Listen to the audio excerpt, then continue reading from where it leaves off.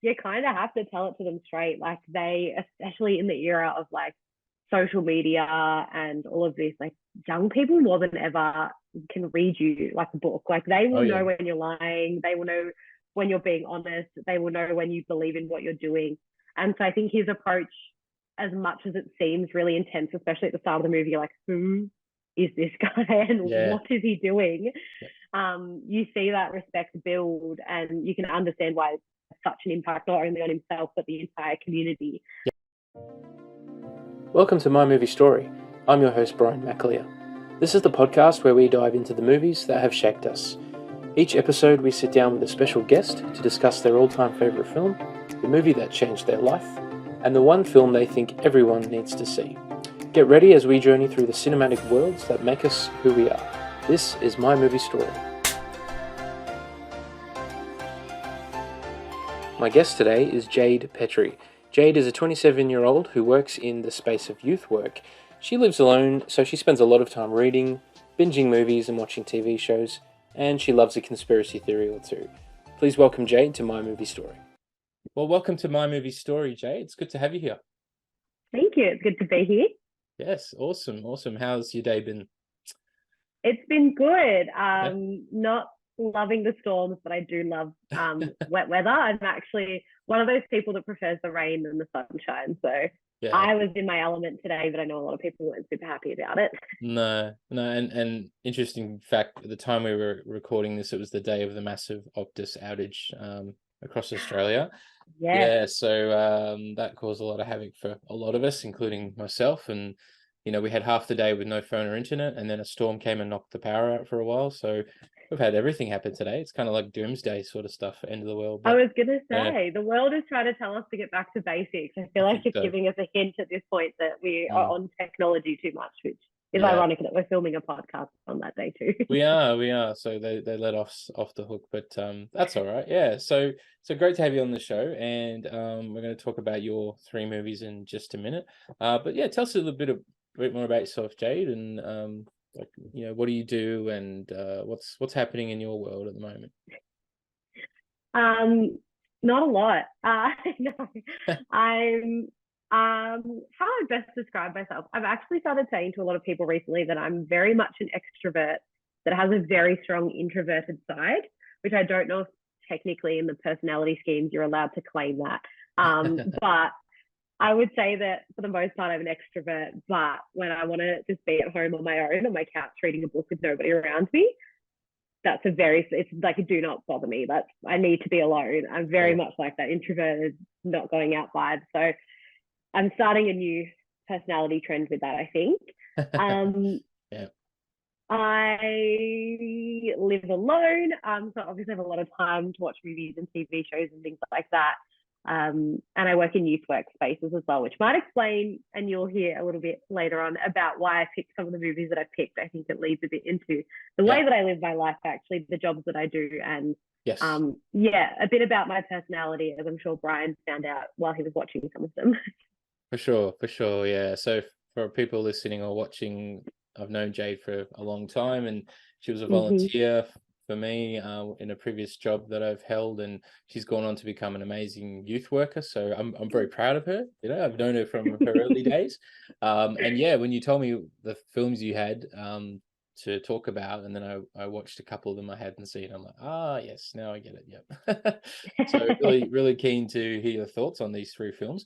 So we'll start off with the film that changed your perspective, as you like to say, and it's a sports film. Focuses on basketball. Nearly 20 years old now, which is hard to believe. So yeah, can you tell us the title of that film and maybe just set it up for us? So the film is Coach Carter, which is a bit of a classic. Paramount Pictures and MTV Films present. What do I gotta do to play? Whatever you want me to do, I'll do it. One player triumphs, we all triumph, right? Woo! We're gonna finish what you started, sir.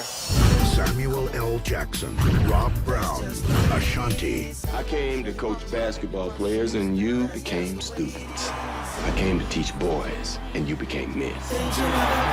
This is our time. Coach Carter. based on a true story of a person that grew up in a lower SES area in the United States of America. And he comes back to coach his old high school team with his son on the team. And the part about the school is, as it's low SES, there is a lot of students who don't tend to make it past high school or even finish high school.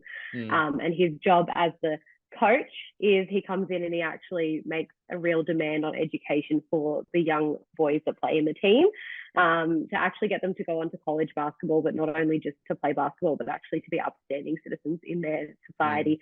And I guess kind of change some of that kind of multi-generational trauma and multi-generational effects that have had a big impact on the area that they grew up in, which is, it's pretty big, but also very funny and has a lot of great parts in it as well, and some stellar performances. Definitely, yeah. And starring the man, Samuel L. Jackson, who everyone will know, and who looks like he's looked the same for about 30 years. Looks like this guy doesn't age, you know what I mean? I know. It's amazing. He's like you can't tell the era from watching a Samuel L. Jackson movie, because it could be anywhere within that realm. I think that's part of his appeal, that like his films sort of have this timeless appeal because he just sort of looks the same in every, you know, he hasn't aged at all. You know, it's incredible. Definitely since and he was great in it. You know, it was kind of a bit of a tribute to one of the real first films about a teacher, you know, trying to connect with students, was called To Sir with Love, which starred Sidney Poitier. Have you heard of that film? No, I haven't. That was kind of one of the first, and Sidney Poitier was the first Black actor to win an Oscar many years ago, and he sort of kind of pioneered that film. But yeah, like every sort of decade, there's 3 or 4 kind of films about a teacher coming to a high school trying to connect with the students, that no one is going to succeed. And yeah, this was that kind of story, but mixed in with basketball. So yeah. And how did you kind of first discover the film? Was it introduced to you, or because you would have been quite young when it came out? Like 9 years old or something? Yeah. Yeah, something like that. Just real keen on Samuel L. Jackson from a young age. No, actually, to be fair, I think it's probably one of his more family-friendly roles, in that he doesn't swear a lot from my memory in it, compared to some of the things you see him in nowadays, and that's 90% of his dialect. Yep. Well, I grew up with 2 older brothers, so I was the youngest of 2. So as you can imagine, you had to have your wits about you growing up with 2 older brothers, because there was fight or flight the entire time. And they liked basketball and sports. And so I think my brother would have started watching it. He grew up in like the And1 era, and like Nike and things like that. If you ever got into basketball culture, all of that kind of branding, and, you know, the Michael Jordan and all of that stuff. So he would have watched it when I was a kid, and I just idolized what my brothers watched and wanted to be that kind of, you know, I knew all of the cool, like, older boy stuff, because that's what my brothers watched. And so I would have started watching it with my brother when I was really young. And then I think when I grew up and started learning about more things in school, and when you were saying about other movies and stuff, I thought of, like, is it Freedom Writers, that other movie? We studied that in school.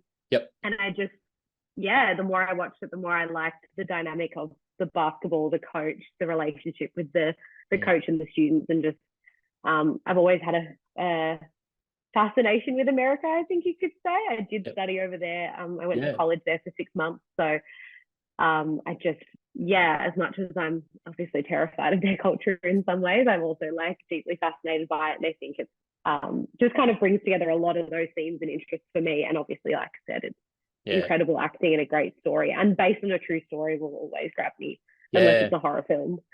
That's right.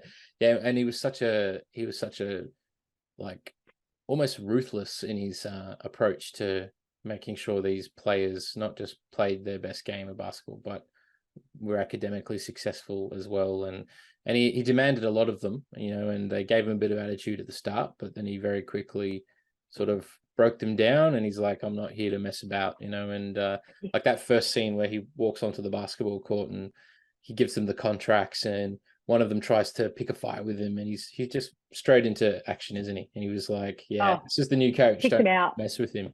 That's right. My name's on the wall, like, you should know who I am. That's right. And as the years have gone on and you've watched this film, I'm guessing you've got a bit more of an understanding now on, like, his perspective working with these troubled youth and stuff. And being a youth worker yourself, do you feel like a bit of a connection to that aspect of the film?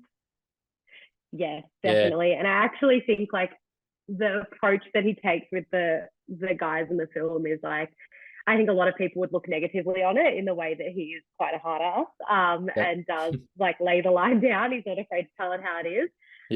But I think for me, there's elements of that I feel like I bring into my work, and especially working with young people when you're trying to often help them with topics and things that they don't want help on, even though they need it. You kind of have to tell it to them straight. Like especially in the era of like social media and all of this, like young people more than ever can read you like a book. Like they will know when you're lying. They will know when you're being honest. They will know when you believe in what you're doing. And so I think his approach, as much as it seems really intense, especially at the start of the movie, you're like, who is this guy and what is he doing? You see that respect build, and you can understand why, Coach Carter, who it's based on, why he had such an impact not only on himself but the entire community. And obviously that didn't go without pushback, and there was a lot of stuff with parents that were unhappy and the community that were unhappy, and a feeling that they were taking away something from the students. But when you actually see how much it brings to them, sometimes that, I don't really love the term like tough love, but I think sometimes you just have to tell it to them straight. You just have to be honest, and like you just have to lay down the line that this is it. And I actually loved that approach and took a lot from it, especially in those situations where there is a lot on the line. Yeah, absolutely. And those are the people that affect the most change. They're not always liked or popular or understood, but he had this like vision, and he's like, every student should have the right and opportunity to go to college and excel in whatever their passion is, which he had done. And like the school and the parents and the community were so entrenched in this belief that we just have to get them through and keep them alive, and that's good enough, sort of thing. And he's like, no, that's not good enough. We're gonna change these kids' lives and stuff. And and I guess for anyone who wants to go and coach an unruly group of teenagers or do hardcore youth work, watch this film, because this guy you'll learn a lot from how he handles them and just the way he talks to them and uses basketball like to teach them about life and relationships and all that stuff. It's really smart, isn't it? Oh, it is. And I think it's one of my favorite quotes in there, which I actually didn't find out until a lot later on, isn't actually a quote from the movie. It's a quote from I believe a poet or a public speaker. And I'm not sure who it is, which is definitely not doing it justice. But there's a through quote that he's constantly asking the young guys of the team. He's constantly asking them, what is your deepest fear? And they make a lot of jokes about this, like, what is he talking about? What is my deepest fear? And then there is without any spoilers, there is a remarkable scene where the boy stands up and he recites that, our deepest fear is not that we are inadequate. Our deepest fear is that we are powerful beyond measure, and that it is not our light, but our darkness that most frightens us. And it goes on. As you can know nearly all of it off by heart, because I love that quote. And I think powerful. And I even think in my own life, like thinking about, there's so much fear, and at the moment, I'm about to move jobs and have these big changes in my life. It's that thing of, are you afraid of not doing anything, or are you afraid that you're going to achieve more than you could ever imagine? Like you actually have the ability to step out. And I think in reflection of the film and that moment where that, the student stands up and quotes that, and they have this really big pivotal change. It just is like, I cry every time. I can't even lie. I cry every single time I know it's coming. Really because emotional, it is. It's putting it in the hands of these young people that never thought they had the opportunity or the ability to do more than what they could. And I think that to anybody is such a special moment when you realize that like you don't have to be on earth just to live. Like you can actually do whatever you want, and that can actually be more than you ever envisioned, which I think is pretty incredible. And it does say what some of the players go on to do in their future, and some of them go on to amazing things, which is pretty incredible. That's really kind of the message of the film, isn't it? Like when that young guy recites that speech, and I'd heard the first 3 or 4 lines of that before, not the whole version. So to hear all of it was great, and it's really the defining moment of the film, and it doesn't end without spoiling it. It doesn't quite end the way you would expect it to, but the basketball scenes are great. As far as just a basketball film, it's really well made, really well edited. And I was reading about the film after I watched it, and all the actors went through something like 6 weeks of intensive basketball boot camp and were on the set for 12 hours a day, mostly just training on the basketball court. And then it was like, okay, start rolling in while they were just playing. And so, they got their butts kicked in that film. But, it's so authentic looking. You watch the film and you're like, I was watching the basketball and I'm like, yeah, go. Like, I was like, it was like a real basketball game. It was great. It's really good. Yeah. Quite a funny little tidbit, I guess, from that is that, like, Channing Tatum is in it. And probably one of his first ever films. He was actually an avid basketballer growing up, and also one of the other. I think he plays junior, which is really terrible in showing my knowledge of this. The actor is also an actor in One Tree Hill, which is one of my favorite TV shows of all time. There you go. And in that, without any massive spoilers, in that his character actually becomes a sports producing scene developer. Like, he goes on to making and developing and running the lines of how you would film a sports scene. Yeah. So I thought that was really funny that I was like, oh, this actor that way long ago was in this movie where he was learning how to film, because obviously they're all set up. All the scenes are set up. They have to set up a play and get them to act it out and play that play. And, that guy has to miss for that guy to get the shot and all of that. But his character in another TV show, like so many years later, actually ends up doing that as a job. Yeah. It's quite funny to me. I'm like, it's a little roundabout circles. But, there you go. Yeah, he actually has a basketball tattoo, so I think he's also just an avid basketballer as well. Right. Yeah. And you can imagine for them making that film would have been a really life-changing experience too, because you see the team and the chemistry between the guys on the team, and it looks like they're real friends. You know what I mean? And yeah, I love that about films when they've done all that hard work behind the scenes and it shows on the screen. It shows in the performances and the chemistry and all of that. Yeah, and I think it was one of Samuel L. Jackson's best performances as well. Like, he wasn't saying he's trademark mother, what he says. When not even in Marvel films he says that. Although in one of the post-credit scenes he almost says it, but he's very close when he's disintegrating or something. But every other film it's like you're just waiting for him to work it in. But no, none of that in this film. It was a really good performance from him as well. And a real surprise for anyone who's never seen it. Definitely check it out. So thank you for introducing me to Coach Carter, Jade. I really enjoyed it. Great film. You're so welcome. Definitely. I feel like that's an accomplishment. Like, that's a badge I should wear, is that I got you to watch anything that was new that you hadn't seen before. Well, I haven't seen everything. Like, a lot of people think I've seen everything, but no one has seen everything. I've seen a lot, but there's a lot. That's true. There's more I haven't seen than I have seen, so that, like, if there was less movies I hadn't seen than I had seen, then that would be concerning, because I'd just be watching movies all day, every day. So yeah, that is very true. There's only 24 hours in a day. That's right. I mean, I can only watch 4 a day, but anyway, that's pushing it. But and they're all Interstellar, and they go for a really long time. Oh yeah.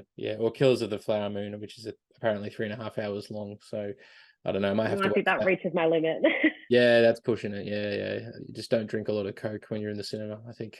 No, I managed to make it through Oppenheimer without going to the bathroom, which I was very proud of myself about. But yes. Yeah, that, same. I think, is like 3 hours. So that's right on 3 hours. Yeah. Yeah. Anything more than that, I would have been like probably either asleep or like running out of the cinema. Yeah. Awesome. All right. Well, we might move on to your next film if we can, Jade. And this one's a very different film altogether. It's been done a few times, but we're going to talk about the most recent version of this film. So this is the one that you think everyone must see. So yeah, I'm keen to know why you think everyone must see it. But firstly, tell us what this film is and what's it all about. How to explain what this one's all about. So it's The Great Gatsby, and as we said, the 2013 Baz Luhrmann, Leo DiCaprio version.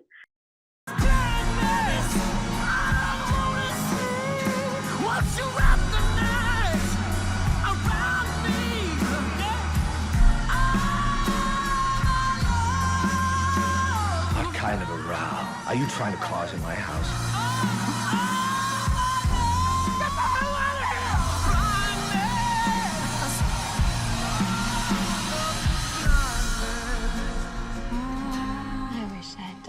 Everything on earth with you.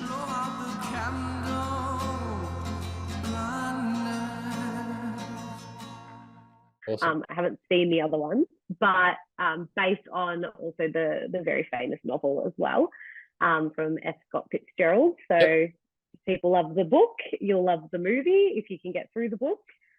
It's hard work. And so it is, but also has one of my favorite quotes of all time. So we'll get to that. Okay. Cool. But yeah, it's got so many themes and underlying stories. But essentially, Tobey Maguire's character plays Nick Carraway, and he moves to live in New York he potentially wants to become a writer, but ends up walking on the Wall Street and kind of gets himself into the business hub of things and meets his neighbor, Mr. Gatsby, who is played by Leonardo DiCaprio. And he forms this like friendship with this, notorious Gatsby that nobody knows who he is or where he came from or his backstory. And he just holds these lavish parties on this massive mansion on the side of a big body of water, and then finds out there is a connection with Nick's cousin Jayde, who lives across the pond, so it's bigger than a pond, I guess, a lake.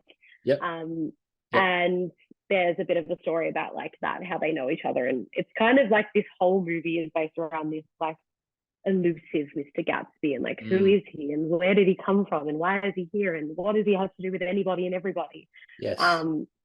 And yeah, it's so many themes as well in it, and so many undertones of everything. Like you read the book and it's just like messaging in absolutely everything. It's a reason it's one of the classic all-time novels, Yes, there's a lot to it, but and also it's Baz Luhrmann, so like it's so beautifully filmed and just like bright colors and amazing transitions. The music is so well done. I think Jay-Z was one of the people that did the music on the film, so it's quite an interesting take. Based that it's like 1920s New York, but then there's this like really upscale rap and R&B and stuff that's in it as well, so very interesting.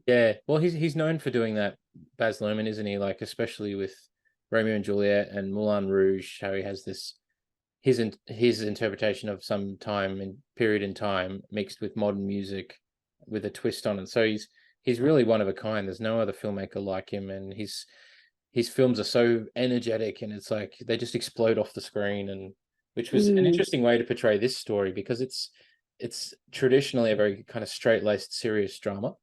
And it's quite grim. It's not. It is super.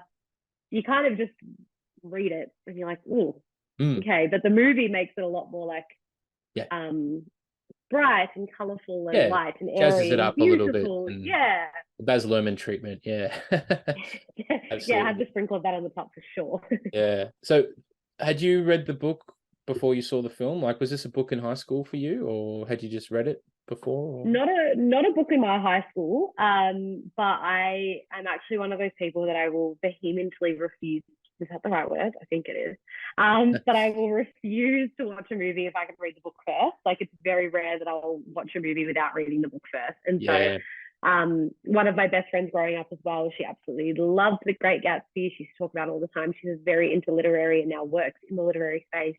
Her birthday party was 1920s Gatsby themed. I always thought it was beautiful, and then when I saw this movie coming out, I was like, well, I want to read the story. I need to know what it is all about. And I think it did take me a bit of time to read it, and it's on my reread list. I need to reread it, but I was just so fascinated by it. And then when the movie came out and I watched the movie, it was just incredible. Like it just draws you in from the second it starts. Like definitely. And I think I also grew up loving Spider-Man, all iterations. I will put that out there. I like every single Spider-Man that has existed, although Tom Holland is actually my favorite. And so to see Tobey Maguire step into a completely different role. He was great in that as well. It was incredible. And he's just such a good Nick Carraway. I obviously haven't seen the other iterations of the movies, but he just played it so well, and his voice is incredible. Like I just Because Tobey Maguire is this, like, he's got that sort of everyman kind of quality about him. So like he's kind of like our guide through this world, because he sort of narrates it, and he's like the conscious of the film, because Gatsby is this very like you said, elusive character. He's larger than life. So of course, having an actor like Leonardo DiCaprio play him, who's probably like the Great Gatsby in real life anyway, he's known for living a very lavish lifestyle. He's an enigma. Not much people know much about him, so it was really clever casting in that way. and filmed in Australia as well, being a Baz Luhrmann film. Yeah, filmed in Australia with a massively Australian heavy cast as well. Yeah. I didn't even realize the depth of how many Australians are in it until I started heaps. looking into it. Like, other than, you know, Isla Fisher, obviously, and like Joel Edgerton and those kind of people who are in the forefront. So many of the background little actors and stuff are all Australian, and even the kid that plays young Mr. Gatsby, Callum McCullough, I think his name is, who's been in a few other things. He's also Australian as well. It's really cool to see so much of it like filtered throughout. Absolutely, yeah. And Baz Luhrmann's great in that way because he makes these big Hollywood productions with big stars in them, but he films pretty much all his, as far as I know, he does all of his films in Australia. His last one, Elvis, that was all filmed in Australia as well, on the Gold Coast. Oh wow! Yeah, because when Tom Hanks was here filming it, he and his wife got COVID. That's right. They were isolated in some, you know, penthouse hotel room on the Gold Coast for like 2 weeks. Not a bad place to be for COVID. I was going to say, wouldn't we have all liked to have been isolated in one of those? But you know. Yeah, definitely. Yeah, so they were like among the first celebrities to get COVID that we know of. So that was all done in Australia as well. But anyway, I digress. That's nothing to do with Great Gatsby. Yeah, but for anyone who's not familiar with, I guess, the story of Great Gatsby, I think you've explained it pretty well. And I haven't seen the previous films as well. I think there was one done in the 40s or 50s, and then one done in the 70s. 70s with Robert Redford as Gatsby. Yes. Because he was like the Leonardo DiCaprio back then. But I guess this is probably the version to watch really because it's so big and outlandish. But yeah, what are the other reasons people really need to see this film? Like what are they going to take away from it? It's actually really funny. I was talking to a friend at work the other day and I said, I finally picked my third movie for this podcast. It's the one that I think everyone should see. And he was like, what is it? I'm like, The Great Gatsby. And he's like, I haven't seen it. So now I need to see it. And I was like, and he's like, why? I was like, that's a great question. Yeah. Little shout out to your friend if he's watching this. Yeah. Go and watch The Great Gatsby, hopefully he's watched it by now. I think, well, for me, like I said, one of my favorite quotes is in it, and I think it summarizes a lot of the Nick Carraway character, because essentially Nick Carraway comes from not a really wealthy background. He's a pretty middle-class man. He moves to New York. He's staying in this little humble shack, which is actually like the most beautiful little cottage ever. But when you're next to the Mr. Gatsby mansion, it's tiny. It's a shoebox. And, you know, his cousin in the story is married rich into quite a big wealthy family, and he's kind of watching this like the inside. He's like the outsider on the inside watching. And there's a few little quotes throughout that, like, I think speak to that. One of them is spoken at one of the parties where one of the characters says, I just love large parties. They're so intimate. In little parties, there's no privacy. And I always thought that was really weird. And then I was like, well, actually, it makes sense. If you're in a small party, everyone sees everyone, you know what's going on. But in these big, grandiose parties, there's privacy and intimacy and things like that, which I think is so much of Nick Carraway's character in the story as well. Like, he's watching these big, massive movements in Wall Street and these big businessmen and how like these worlds work, and he's just like on the outskirts. And then my favorite quote of all time, he speaks throughout the middle of the story when he's reflecting on how he's ended up in this penthouse in New York, and he says, I was within and without, simultaneously enchanted and repelled by the inexhaustible variety of life. And I think for me is just like so much of how I feel about life. Like, you know, you're both so excited by all the things that can happen, but also so terrified, and there's so much to be afraid of in the world. And you want to be in it, but you're also kind of on the outside of it a lot of the time, watching in on things.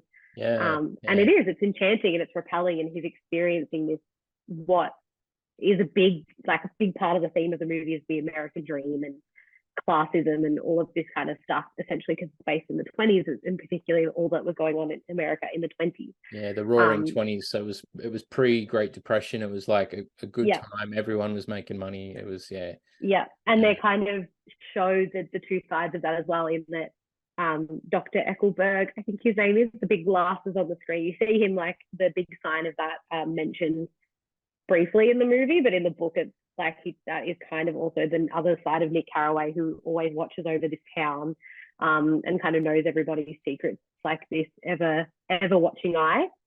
And it does it has like Isla Fisher's character and stuff like that, who live in this really tiny, hardworking town where they're working on the trains constantly and they don't have a lot of money.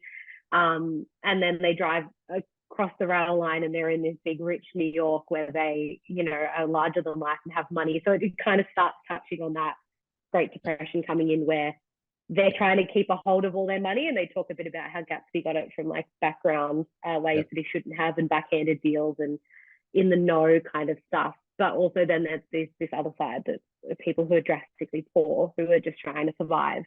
And it shows the two sides of those as well. So there's so many themes in it, but I think absolutely, I think overall to me it's just like a beautiful kind of telling of life.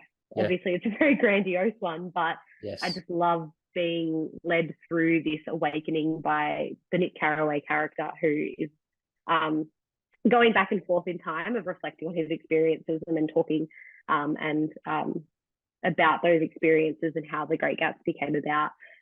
And I just, as much as it's like great music, good to look at, a great cast, it also just every time I watch it, I just think about like the impact that your life has, and that like it is, you can be within it and be surrounded by it and excited by it, and then you can be on the outside and you can be looking in thinking, what is going on, what is happening, things are happening around me.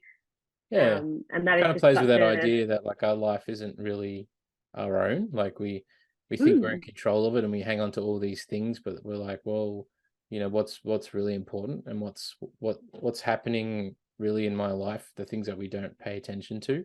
So that quote, like you said, it's perfectly sums up what the story is all about, I think. And what life's all about. Exactly. And I just think it's such a beautiful portrayal of that. And there's obviously little subplots and stuff that I won't say because they will be spoilers. But I even think the whole story of when you find out who Gatsby is as well is just such a beautiful and interesting story of a young man who ended up as this elusive human. And again, not going to say anything to avoid any spoilers, but it just ends up being exactly what you would not expect of that character. And I think all the intertwining relationships, and also just has this big impact part where you just have this, like, you can have it all and still not have everything. Like the money isn't everything. And I think that's also one of the other underlying things that I love about it, in that, you know, Gatsby throws these big parties, but no one even knows who he is and why did he do it. And then when you find that all out, you're like, wow, he's just a human who has lots of money. But he is just an ordinary guy who's just trying to find what a lot of people are in their lives. And I think that's also just such a beautiful way to tell that story in such a unique perspective, because you just want to hate everybody but love them all at the same time. And for a man who's got all the money and all the power in the world, he makes this decision. He's like, I want to get to connect with as many people as possible, and I want everyone to love me, and I want everyone to know who I am, and I want my life to stand for something. And that's all just very superficial. It's really when he reconnects with the girl, I forget her name, played by Daisy. Played by Carey Mulligan. Then that he sheds all these layers but that then sends him on this new path, and there's all these consequences after that, especially with some of the other characters who don't like him very much. But it's just it's a very colorful, big movie, and I always find Baz Luhrmann films, like, after you watch them, you're just exhausted, right? It's an exhausting experience. You're like, wow, this guy, he must be on 20 cans of Red Bull a day, you know. But then you see interviews with him, and he's just very low key. He's so chill. Very chill, but he's, you know, an incredible filmmaker. You know, it's you never know what he's going to do next, which is always the good thing about. I'd love to watch him on the sidelines filming and seeing like how he makes it all work, because but definitely Gatsby is exhausting. It takes you through like a lot of highs and lows, and it ends and you're like, I'm sorry, what? But I also recommend the book if anyone is interested. If you want to read some old school literature, I would say. I don't know if it's that old school. I actually don't know when it was written. But it was written around the time it was set, I believe. So I was going to say it would be about the 20s. The 1920s. Yeah, pretty sure. Yep. So he kind of a wrote lot a lot about what was going on at the time. F. Scott Fitzgerald. Yeah, so even if you read the Spark Notes, you'll probably still be confused. So that's also why I recommend it's one of those films that you just have to watch, because if you Google it, you're just going to spiral into like, this is 400 million things. And then you watch it and you're just like, oh, it's a beautifully done movie. It really is. Yeah, it is awesome. Great choice. Awesome. Well, we might move on to your last film now, Jade. And I know this one is has a very special place in your heart, and might sort of connect back to your younger years a little bit and what was going on for you. And I'll be honest, it's not the kind of film I would seek out to watch, but I can't be biased as the host of the show. I need to try and watch all the guests' movies, and I fitted in. I fitted it in. I managed to watch it last night. And yeah, I was entertained. I quite enjoyed it. But anyway, tell us, what is this movie and what's it all about? Taking a swift left turn around the corner and through a roundabout to get to this one. But it is Angus, Thongs and Perfect Snogging, a very classic British coming of age story. So I believe was directed or produced by the same person who did Bend It Like Beckham. So if that gives you any idea of like the kind of style of movie that it is. Yep. Such a clever, bright girl, Georgia. Have a look at this. I really don't need to learn about astronomy right now. Now, this is a new song I wrote, and it's about Georgia. This year, life's biggest adventure is just beginning. I like you, Georgia, even though you are mad. Angus, Thongs and Perfect Snogging. Thank you, and good night, Eastbourne. Rock on! And I would say that aside from Harry Potter, in which when I went over to England, I had to do the studio tour and everything because it has a very strong place in my heart, although obviously I don't stand for the author or any of their beliefs.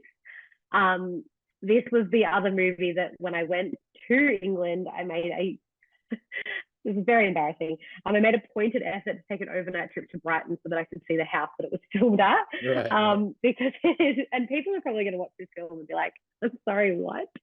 Because it realistically is such a nothing film, but it is just, it's just a joyous movie. Like there's no way that you can't not smile and giggle through the movie. Essentially the story of Angus, Thongs and Perfect Snogging, as Brian found out, Angus Thongs is not the name of the girl. No.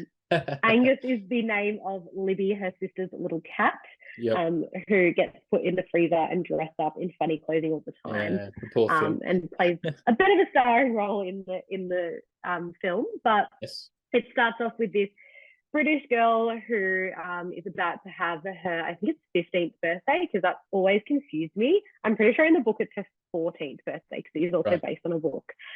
Because like in Australia, your 16th used to be the big thing. So I don't know why in England it was like her 15th or 14th birthday. But she believes she's become a woman. And as she explains right at the start of the movie, I wear a bra now. And so that defines her like entering womanhood. That's right. And her parents are played by, I believe, two British comedians, and they are phenomenal in this movie. Oh, they were great, the parents. They're hilarious. So funny, and there's so much chemistry. I think they've done other movies potentially together, other things together as well. But the whole movie is based around her wanting this big party that her and her ace gang, her and her three best friends, can have this amazing party. But along the way, these two fitties, these sex gods as they're called in the film, appear at their school. They are a couple of grades above, so they're the older boys. And then the quest is to get the boys to fall in love with them, whilst also being against some of the other girls at the school who are a bit more mature than they are. And then all of the other fun, wild things that come with just being a teen girl and having a crush, that kind of stuff. So it's a wild ride. Absolutely, and 2008 it came out, I think, around that time. I believe so. You were like maybe 11 or 12 at the time, so perfect age really for you. Oh, perfect age. Were you familiar with the books before the movie? Had you read the books as well? I read a couple of the books. I'm pretty sure I read them in the school library, so I was very happy that we had them. But I think there's quite a few, and I maybe only read the first and second one. I think their names are quite funny. So the book is titled Angus, Thongs and Full Frontal Snogging, and then the second one is like Angus, Thongs and knickerbockers or something like that. Like they're all very funny British slang stories. So they're right in my perfect age. And to be completely honest, I could not tell you how I came about this movie. I have no idea in the world how I found out about this movie, but ever Just since, existed, every single person in my life knows that this is my movie and that like I quote it constantly. Everyone knows it word by word because they've lived around me, and it's just like become my movie. So right. What are some of your favorite quotes from the movie? Well, the one at the start, she says, "Libby, stop putting Angus in the freezer," is very funny when she opens the door and the cat's there. Right, when she sees the boys for the first time and she goes, "Twa, they are sex gods." Sex gods, also great. There is one scene, it's a bit not, I would say it's PG, this movie, now that I'm thinking about how many jokes that, I mean, we should, given the title, Angus, Thongs and Perfect Snogging, would give it away. But there is a scene where a boy, she asks, "What's your favorite thing about a girl?" And he says, "Her nunga nungas." And she says, "Why is that?" And he says, "Well, when you grab a hold of them and let go, they go nunga nunga nunga nunga." And I just think that is like so embarrassing and so funny. Typical like teenage boys who just they've only got one thing on their mind. There's a scene where there's fake tan that goes wrong and the boy says to her, "Your legs look like giant cheesy puffs."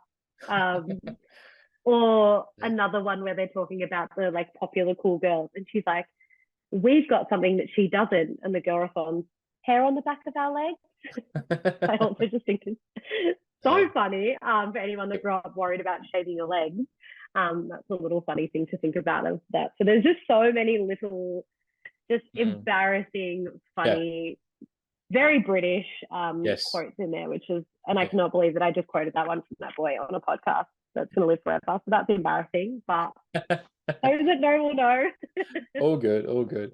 Yeah, and as far as England goes, it's that part of England that's always sunny and it has a beautiful beach, and you know, that's, I guess, a very small period of time in England when they get a summer, when the summer comes, and it's like, yeah, it's nice down on the coast, but that's not what most of England looks like. So it's kind of this like romanticized version of what England is like. But the summer, you've got to be there at the right time of year, and there's definitely some nice towns on the south coast. So you went to the town, you were saying? You went and visited? Part of it is filmed in Brighton, which is down near the Brighton Pier, which is very popular. So that house scene. So when she's running up in her little olive costume to the house, I went up and saw that house, although I'm pretty sure they'd painted them different colours. But there were still like these beautiful pastel coloured houses in this street just off the Brighton Pier. So a bunch of it was filmed there, and I think a bunch was filmed potentially in the town over, because it's not set in Brighton. It's set in somewhere else in the movie. So, but it was filmed there. So I got to like run along the little pier, not in an olive costume, but I got to like run around with the "She's so lovely, she's so lovely," the song that's played at the start. So it's also great music in it as well, which helps a lot. Absolutely. I've done something similar like that. I've run up the Rocky Steps in Philadelphia. And that would be amazing. The Philadelphia Art Museum, and it's tradition for the locals in Philadelphia, when anyone's running up it, they all like honk the horn and stuff like that. And it was a really quiet day. It was only one other person on the steps. They weren't quite brave enough to run up. They were like just walking. And then I ran past him and he started to run, but then he looked behind him. He's like, "No, I don't want to do it." No. And then I got to the top and I did the famous pose and all of that. So I've got that picture somewhere. It might appear on the screen now. There it is. It's right there. So it's cool to go and visit scenes from your favorite movies. It's quite surreal, isn't it? It is, and I went back to my hotel room and I watched the movie, and it's just like one of those moments where I like made it to England, and I'm here in this place where one of my favorite films has been filmed. And then ironically, on the TV was The In-Betweeners 2, which is for those who know or don't know, The In-Betweeners is a British sitcom, and so the second movie is actually the British guys go to Australia on holiday. So I was like, this is also quite funny that I'm the Aussie in England, and now I'm watching The In-Betweeners 2 happens to be on TV, of them in Australia, which was very funny. But it's just such a beautiful coming of age story, and just lots of giggles, lots of funny quotes. and just so much embarrassment about it. And I think anyone who didn't have a, I think anyone who wasn't a supermodel as a kid is going to watch it and be like, I relate to this. Like, Absolutely. I remember that time that my mum told me that apples give me wind in front of my crush. That was really embarrassing. So, and also for those of you who love great actors, it's Aaron Taylor-Johnson, who is now huge. I just recently rewatched Bullet Train. And I think it was one of his first movies, potentially one of the first, if not the first. So he looks very young, and he's gorgeous in it. He's the most beautiful, kind-hearted character, but also a cool little, because now he's just like this mammoth, like I would say pretty big Hollywood star. He was in the Avengers. He's in this new movie that looks a little bit not great, I'm not gonna lie, where he gets the bear blood or something in him and he talks animals. Kraken or something like that, or something like that. Some superhero. Hasn't appealed to me massively. But even with Bullet Train and Kick-Ass and a bunch of other movies that he's in, it's so funny. Rumor has it he might be the next James Bond as well.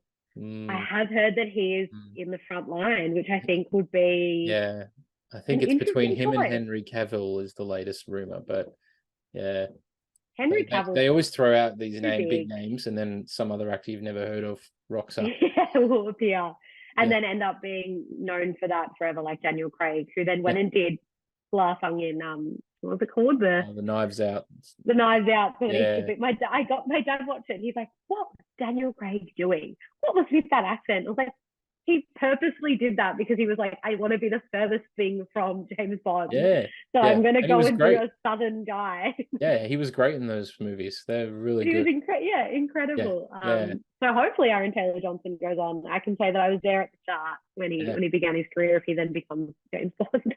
You never know. We'll watch this space. Awesome.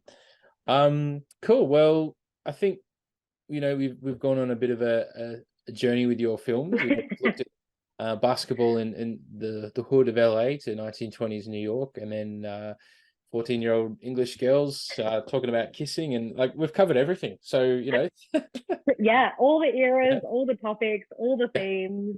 Hit 3 countries. We've done it all. We have. We've ticked all the boxes. Well, so technically 2, but Tasman and Australia. We'll count it. Filmed in Australia, absolutely. So thank you for telling us the story behind your 3 films, Jayde. And just in wrapping up, anything you're looking forward to, or any other honorable mentions, movies or TV? What are you watching, or what should we be watching? That is a great question. What have I watched recently that was really good? Blackbird was incredible on Apple TV. With Taron Egerton. Quite a short mini-series about a crime boss kind of story about prison. So that one was really, really interesting, and I loved that. Also Hijack with Idris Elba. My boss got me onto that one. I think that one is also potentially an Apple TV. But it is about a plane that gets hijacked, and Idris Elba is on there, and it is just a phenomenal story. Cool. I think that's really, really good. And then I love reality TV, so I'm really excited for the next episode of The Real Housewives of Beverly Hills, which I know is embarrassing to admit, but I love it. That's all we have time for today. Sorry, that was Real Housewives. Sorry, you cut out there on that one. You said one of the new Marvel movies. That's right. That's right. Yeah. No, they're great. Yeah, cool, awesome. Yeah, I think it's there's so much to watch, isn't there? And it's overwhelming, honestly. Absolutely. Yeah. And where does that kind of, I mean, it's hard to compete with TV these days for movies, but just one other question I ask this of most people on the show is the future of movies. Like, is there anything you'd like to see more of, less of? What could be the next big thing? What are your theories on where movies could go? That's a really good question. I also realized I answered your question with only TV shows, which that's okay. says something. You're forgiven. It's all right. The future of movies. I think it's a hard one because it does almost feel like everything's been done in a way. Like, I was loving where Marvel was going, particularly with Taika Waititi, I believe I said that correct. But then we were talking about it at work the other day, and I was like, it started to lose that feel now of that, like, comedy, action. It's like a bit lost. I just recently went and saw the new Thor film, and whilst I thought that was amazing, it is also the 10th one. So there's only so much you can go about a franchise. Unless you're Fast and Furious and you end up in space. There's not much more you can go to. Although I will stand by that franchise for life. And I will stand by the third one is the best one, even though that's what everyone hates. Well, Tokyo Drift is the best. We've just had an episode with Rebecca, and Fast 5 was her favorite in the series. Oh, wow. Curious. So I think for me, I'm really excited to see, and I know you and I have talked about this a bit off camera, but the Talk to Me movie that's come out, the Australian thriller movie. So I think I'm kind of excited to see that genre, where that goes. I think with Thor really 10, good. I'm kind of potentially thinking that hopefully, no offense, but that franchise kind of leaves it be for now. And I haven't watched a good scary movie in a while that's really made me scared, which says something, because like Hereditary came out and all of these things in Midsummer, that was a journey in itself. That's an but all of these things I've watched on my own, which to me is the telling sign of whether it was good or not. If I can watch it on my own and not be super scared, then it hasn't done its job. So I'm very excited for the next scary movie and where that genre goes, because we had the era of The Conjuring and Paranormal Activity where the ghosts and ghouls and things you can't see were all really big. But now with like Friday Friday something, the one with Josh Hutcherson, Five Nights at Freddy's. It's out at the moment. From Hunger Games, that one.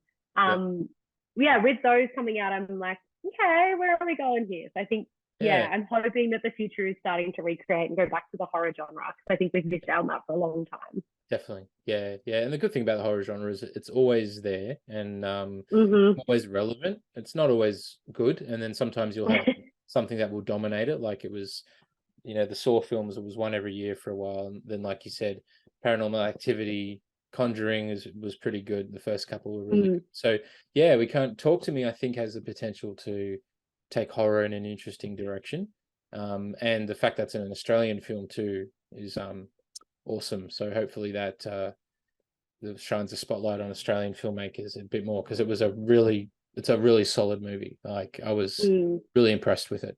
So definitely I've heard it's amazing, and the main actor, Zoe something, I can't remember their name, was in Wentworth, and is an incredible actor. The performances are great. I'm just really excited to see it. So yes, that's my hope. I want another big franchise to come out that like shakes the horror psychology thriller space. Yep, absolutely. And get more people back into the cinema, and on a Friday night, a packed cinema, watching a good scary movie where everyone screams and laughs and comes out a buzz talking about it. You can't beat that. Nothing. There is nothing better than like deep silence of a cinema where everyone is just like, something is going to happen, and you can just hear like a pin drop, and then it happens, and you're gonna like everyone does it at the same time. I love that feeling. Absolutely. I think it's just like nothing beats it. It's a real thrill. Well, I think I might just be hopeful, but I think movies are kind of tipped for a bit of a comeback, like in the next couple of years. I think we're going to see a bit more of that kind of I think the isolation of us just watching all these things on our phones and tablets by ourselves is convenient, but I think we're missing that experience. And as we come out of COVID a bit more, I think people are starting to feel a bit more comfortable returning to some of those things. And it might just be idealistic, but I hope that's where it goes, and I think I can see it going in that direction. I've seen a lot of movies over the years come and go, and I've seen the movie industry change and all of that. So it's about time something came along and shook it up again. So anyway, you heard it here first, guys. Yes. Me and Jayde, we've decided what's going to happen. So we've predicted the future. These 5D screens that surround you completely going to take over, and you're going to be immersed in a horror movie, and it's going to be great. Yeah, for sure. More horror films, and good horror films. If any directors are listening, please. I know they're not listening, but anyway, maybe in 50 years they'll watch this. And, It all started out as two young guys from Australia that just wanted to make a cheap horror film. So someone could be listening and just have that one idea. That's it. They've probably stolen our ideas, and they're making millions off them right now. So I hope not. we should have copyrighted it, but too late now. But Anyway, we've gone off track a bit, but thanks, Jade. It was great to have you on My Movie Story, and great to chat to you again. And thank you for your films and your stories. And this last final question, because I know it's a really hard choice to narrow down 3. Just out of curiosity, what were the other films you were thinking of talking about today? Any other honorable mentions? Oh, I mean, Harry Potter as a franchise is a big one, but as I said, but that at the moment, I do love the Avengers. I think the Avengers are great. Thor is one of my all-time favorite franchises, also alongside Fast and the Furious, Tokyo Drift, and that whole franchise, I think, as well. I do love My Fair Lady, taking it really old school. I think that movie, Audrey Hepburn, is just beautifully done. Although a lot of those movies are very questionable now that we actually think about it. But outdated. Yeah, but things like Grease also was up there. That just has so many core memories for me.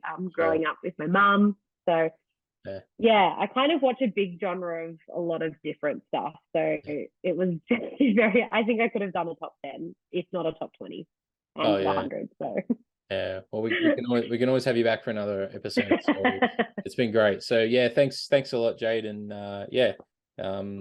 enjoy whatever next movie you watch, and thanks for being on My Movie Story. Thanks for having me. I had a lot of fun. I'm keen to rewatch my favorite movies now. Awesome. All right, take care. I'll see you soon. Bye. Bye.